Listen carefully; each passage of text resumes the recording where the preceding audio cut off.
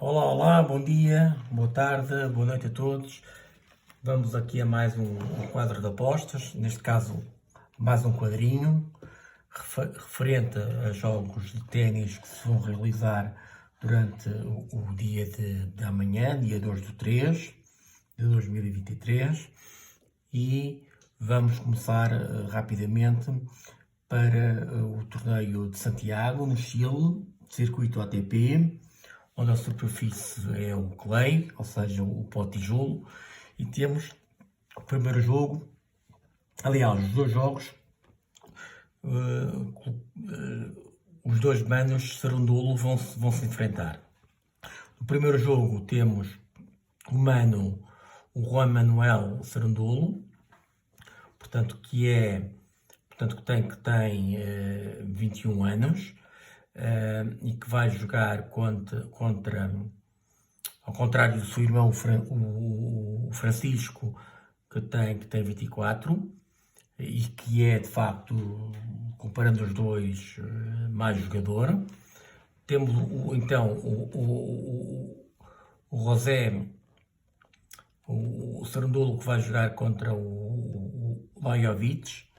O Lajovic é um sérvio, é uma raposa velha do circuito, portanto é um jogador muito experimentado, é um jogador que, na minha opinião, joga bastante bem em qualquer que seja a superfície, e vou já dizer, a cota é baixa, mas acredito que o Lajovic, com uma cota de 1.52, vai vencer este jogo.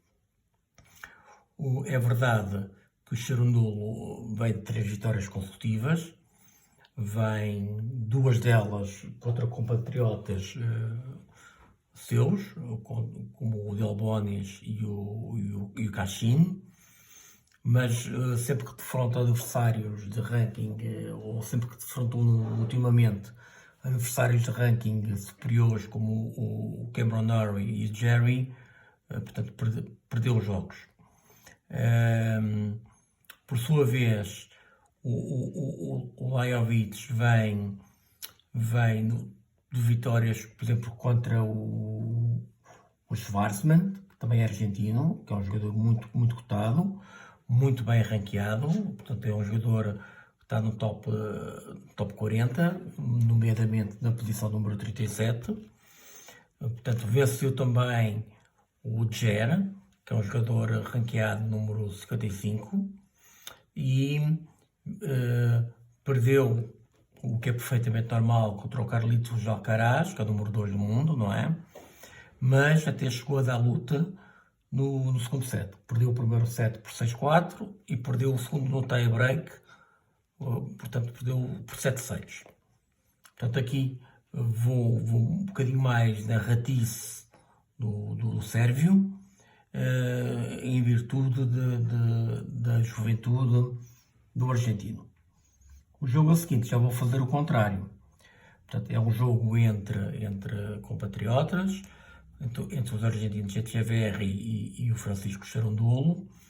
O Cerundolo o Francisco está cerca de 30 posições acima no ranking face ao Echeverri, e é considerado para este torneio do Santiago como cabeça de série número 2.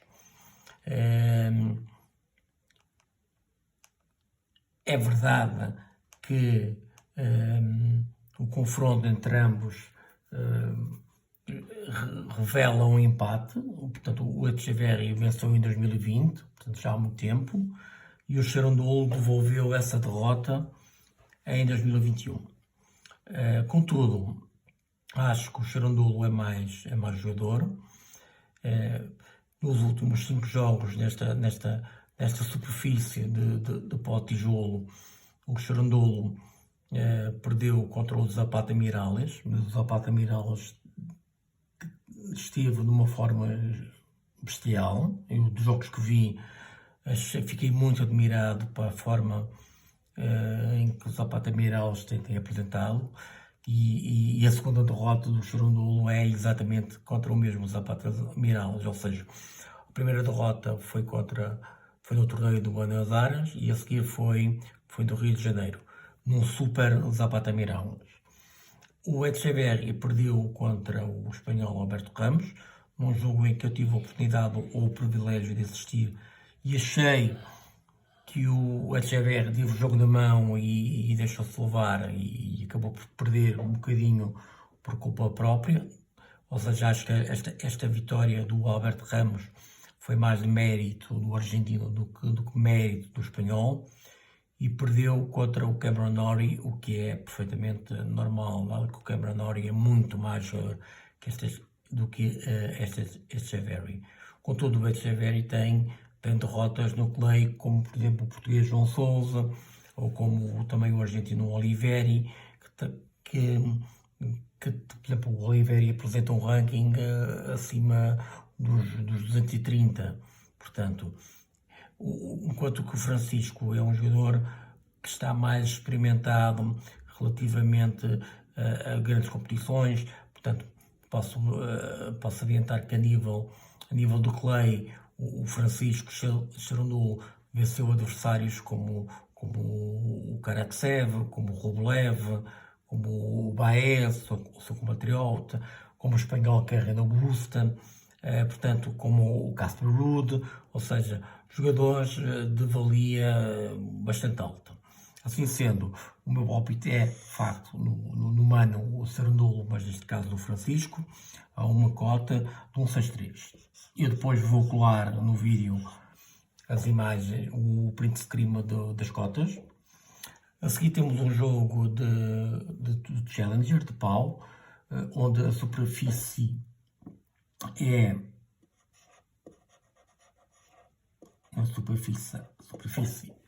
é o hard carpet, portanto é um circuito de França, em que eu aqui gosto muito da cota do Rodionov. O Rodionov está ranqueado no número 133, ao passo que o belga Delors está ranqueado número 200. O Delors é um jogador relativamente bom, portanto, nos últimos 5 jogos nesta superfície de hard carpet só perdeu 1 e perdeu contra o Mauro-Canas, o espanhol, que não tem o hard carpet como a sua superfície de eleição. Contudo, estas vitórias foram contra adversários, na minha opinião, bastante mais fáceis ou menos complicados, que o Rodionov, como por exemplo o Kennedy Shepard, o francês Wang, ou o eslovaco o Lucas Klein. O Rodionov é um jogador que, na minha opinião, tem bastante talento, mas tem que se concentrar mais no seu jogo, porque se o fizer, poderá ser um jogador a ter em conta no circuito. O Rodionov, nos últimos 5 jogos nesta superfície, perdeu 2. Perdeu um deles contra o Karatsev, que acho que é perfeitamente normal, dado que o Karatsev é um jogador também de bom nível, mas perdeu, por exemplo, contra o nipónico Ushida, que é um jogador muito menos cotado do que este Rodionov. As suas vitórias foram contra o estoniano Lajal, porque este estoniano promete qualquer coisa de surpreendente para o futuro, dada a sua grande juventude, portanto só tem 19 anos. Eu acho que é um jogador que poderá fazer alguma carreira interessante. E venceu o britânico Joinski, que é um jogador sempre muito complicado e muito combativo, e venceu o australiano Tu, que também é um jogador que, na minha opinião, que poderá, nos próximos anos, embora ter já 26 anos, mas acho que é um jogador que neste momento apresenta-se de uma forma bastante boa e poderá ser um jogador a ter em conta em futuras apostas. Assim sendo, eu gosto muito da cota da vitória do Rodionov a 2.11, porque será este o meu palpite. Vamos viajar até ao México, vamos continuar na superfície de hard carpet e vamos até ao torneio de Acapulco. Aqui temos 2 jogos, Um deles, o primeiro, o McDonald contra o Nakashima. Acho que será um jogo bastante equilibrado. Acho que poderá ser um jogo que poderá cair para qualquer um dos lados. E aqui vou no over, ou seja, no mais 21,5 jogos. A uma cota pequena de 1,51. Eu acho que é um jogo muito equilibrado, é um jogo bastante bom. Vou pôr aqui para assistir em live, para trade, porque acho que as cotas poderão oscilar bastante consoante o desenvolver do jogo. O jogo seguinte coloca frente a frente o português Nuno Borges contra o dinamarquês Rune. O Rune é de facto muito favorito, mas aqui vou dizer que o Nuno Borges, dada a sua excelente forma, vai complicar este jogo. E vou no Nuno Borges mais 5,5 jogos. Ok? A uma cota de 1,61.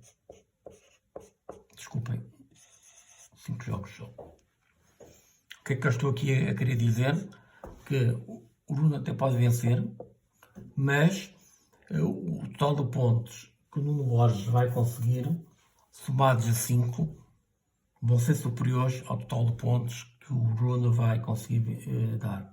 Atenção, isto é uma aposta, não vou dizer perigosa, mas acarreta algum risco, como todas, porque o Rune tem talento para vencer este jogo.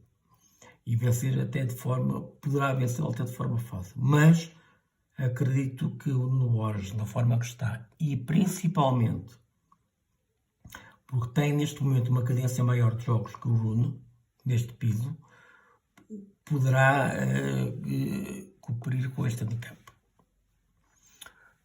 Vamos continuar no México, mas vamos mudar ao circuito feminino e vamos para o jogo entre a Navarro e a Vekic.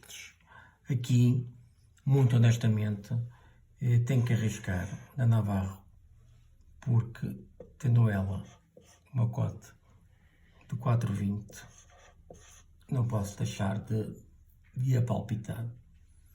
Porque a Vekic vem no jogo contra a veterana Tsurenko. A Tsurenko venceu o primeiro set. É verdade que no segundo esteve a perder 5-0 e desistiu. Portanto, não estava bem, estava lesionada. E eu acho que aqui a Vekic, com o seu eterno problema nos seus serviços, e principalmente quando começa a perder, tem uma dificuldade mental muito grande em ir atrás do resultado. Se a Vekic vencer o primeiro set, a Vekic tem jogo, é verdade que tem jogo e capacidade e qualidade para vencer, mas se porventura sofrer um break, poderá se desmoronar e a Navarro poderá, com calma, levar esta adversária como vencida, porque a Vekic tem qualidade, como disse há bocadinho. Contudo, acho que psicologicamente a Vekic deixa-se afetar muitas vezes pelo correr do encontro. E a Navarro, sendo uma jogadora que vai jogar não vai jogar em casa, vai jogar perto de casa, mas sendo uma jogadora nova, jovem, 21 anos, não tem nada a perder. E esta cota é excelente demais para deixar passar em branco. Dentro do mesmo torneio, temos um outro jogo que me agrada bastante, que vai colocar frente a frente a chinesa Xin Wang contra a egípcia Sherif. Eu gosto imenso da Sherif, mas gosto mais em clay. Eu confesso que em hard carpet a Sherif não é tão combativa como em clay, mas, mais uma vez, aqui sinto-me tentado, porque uma cota de 2,34 para a egípcia não é de todo de se deitar fora.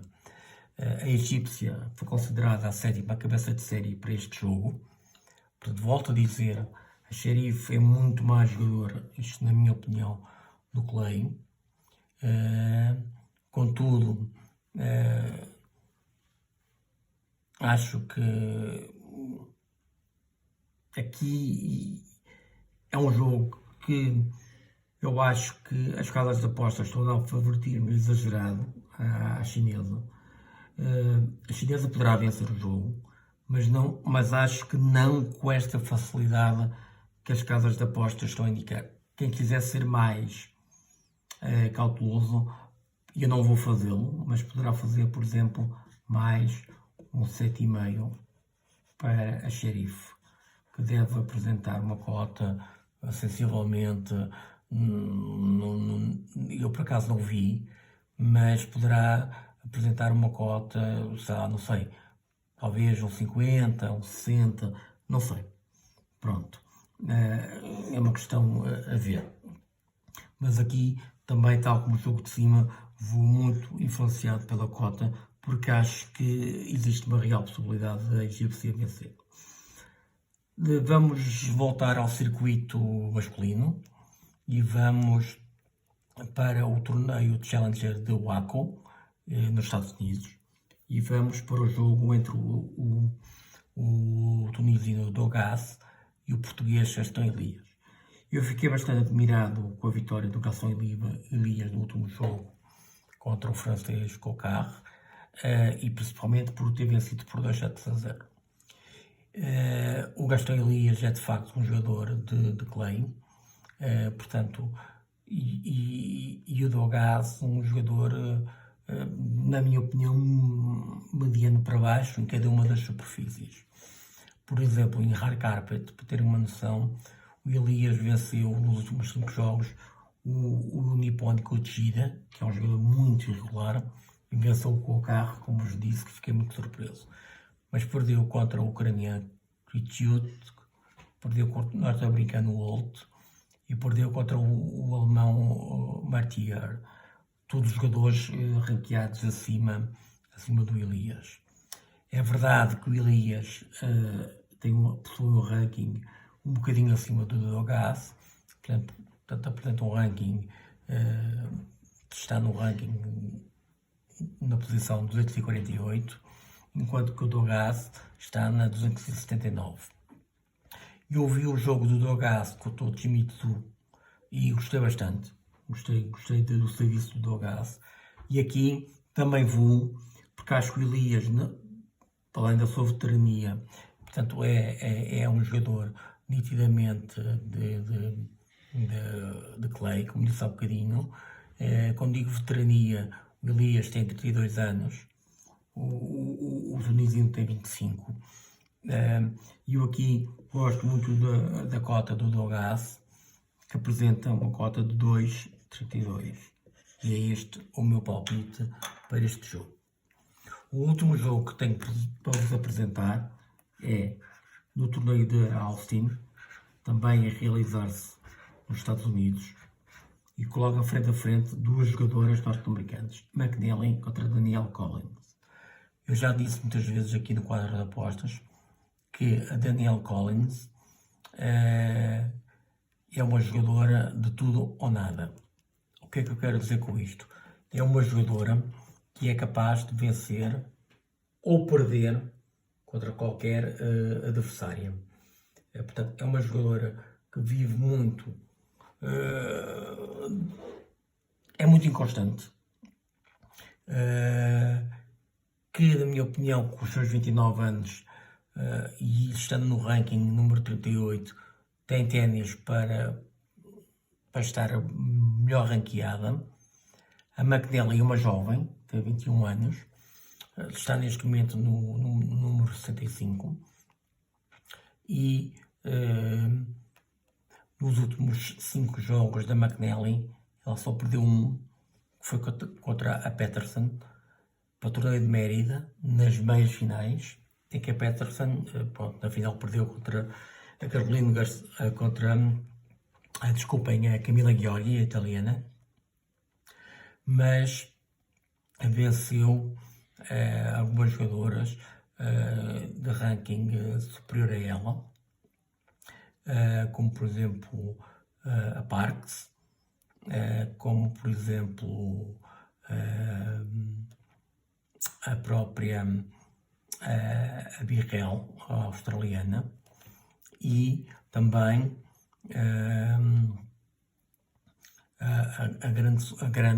uma das grandes uma das grandes coqueluches do ténis norte-americano, que é a Volinete. Não está à frente dela no ranking, mas venceu recentemente, no dia 22, e venceu de forma categórica por 6-3, 6-0, venceu por 2-7-0. A Collins, tal como disse, ou como tenho dito, é muito inconstante. Nos últimos 5 jogos só venceu 2, sendo que venceu, a verdade, contra a belga Mertens, que é uma jogadora sempre muito perigosa, é uma boa jogadora, e venceu a polaca Frentes, que é uma jogadora, na minha opinião, bastante mediana. Também é verdade que as suas derrotas foram contra jogadoras de calibre muito acima desta McNally, nomeadamente a Ostapenko, a número 1 do mundo, obviamente, a Swiatek. Contudo, neste jogo, a Collins nem cheirou, porque perdeu 6-0, 6-1, ou seja, em 2 sets só ganhou um jogo contra a número 1. E perdeu contra a checa Furtivova, portanto, por 6-3, 6-4. O que é que eu quero dizer com isto? O que eu quero dizer é que, embora a Collins apresentar uma qualidade de jogo superior, e eu aqui também vou pela gludice da odd, e vou na McNally, porque acho que sendo jovem não tem nada a perder, vai querer mostrar serviço, e com uma cota de 2,51, também aqui pago para ver o que é que vai acontecer. Também aqui, tal como disse da Xerife, poderá ser interessante alguém que seja averso ao risco colocar pelo menos a McNally a vencer um set. Isto que tenho-vos para apresentar para o dia da manhã de ténis. Portanto, resta-me agradecer a vossa atenção, o meu muito obrigado, e espero que este quadrinho de apostas, que chamei como quadrinho 2, no final de cada um dos palpites, resulte no acumulado num lucro, nem que seja o mais pequeno, por mais pequeno que seja, que resulte em lucro. Assim sendo, eu vou-me despedir, agradecer mais uma vez a vossa atenção e desejar a todos muito boa sorte, ok? E vamos nos vendo por aí. Muito obrigado e até breve.